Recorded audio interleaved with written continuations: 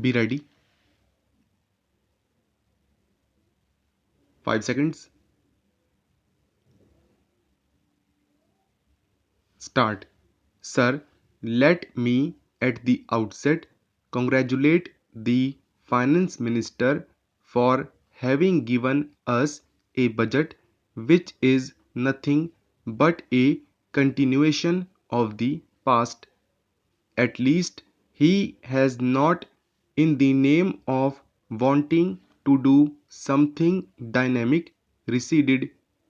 Sir, we had hoped that the Finance Minister would not be able to produce a miracle as such, and always this excuse is given.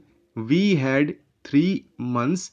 I did not have the advantage of planning commission's consultation.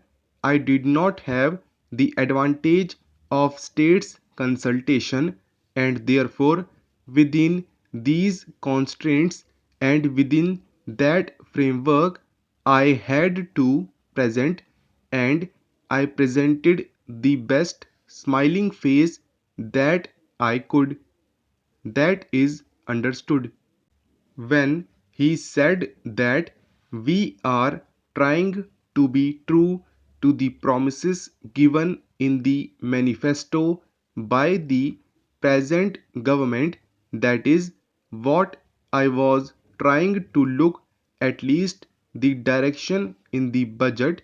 I must say that in this budget, at least apart from some words paying compliment, praise, and lip sympathy to the agricultural sector, to the rural industry, to handloom, to powerloom, to handicrafts, let us see what are the facts. What has he provided for handloom and handicrafts? Let me take up this point just now. He has provided only rupees 34 crores, and he himself says that it will give employment at least to 25 lakh people.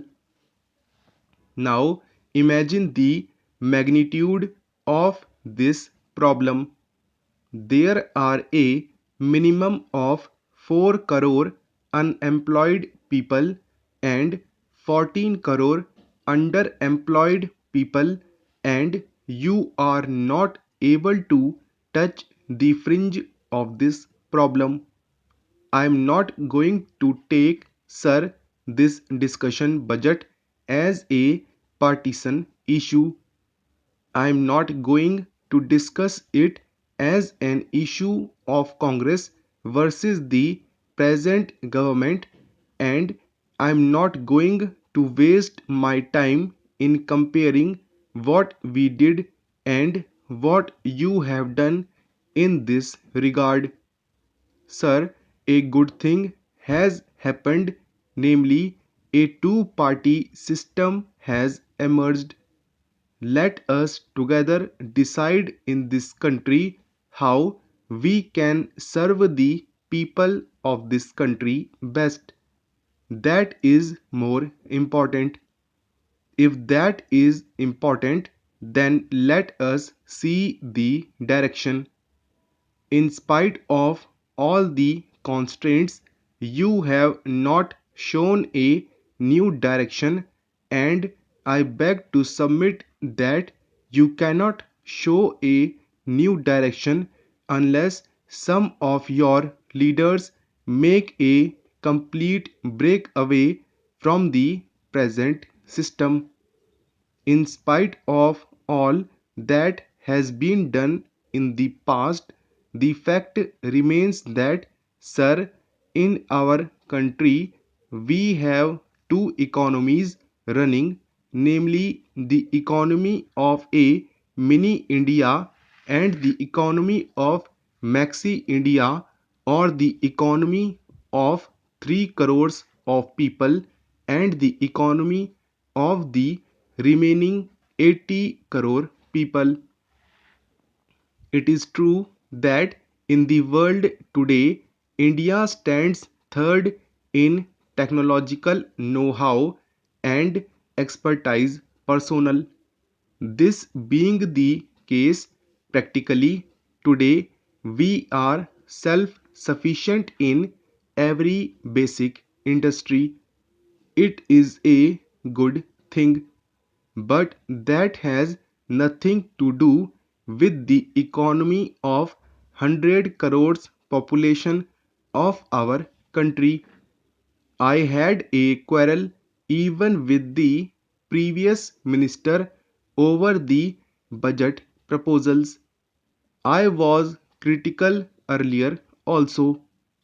Right in my first speech in Parliament, I said that we should pursue a system which will help in the growth of the people as a whole. The fault is not with the individual, the fault is with the system. A system where capital formation takes place in the hands of a few for the benefit of the few. Such a system can never be good. Today, what is the percentage of purchasing power in the market? It is 2.1% of our population. I had once asked the Planning Commission to give me the figures in regard to the earnings of the various income groups. Those people who earned between rupees 500 and rupees 5000 in this country constitute 2.0%, and those people who earn more than rupees 5000 per month constitute 1.00% of our population. The total percentage of these two income groups comes to 3.0%. These are the main people who have the purchasing power in the markets. So, the private sector, which controls the entire consumer goods industries, has the market for their goods. You are going to encourage them in the name of concession. You are going to encourage this corporate sector. When you say that you want to encourage the consumer goods industries, it is clear that these consumer goods industries are benefited because they are getting the profits, and the margin of profit is higher since these industries will control the purchasing power of the people. Are we going to change this picture?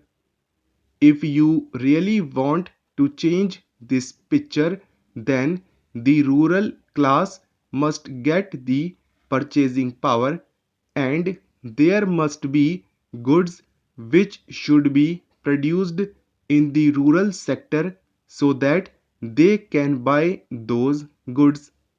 Now, no goods could be produced in the rural areas.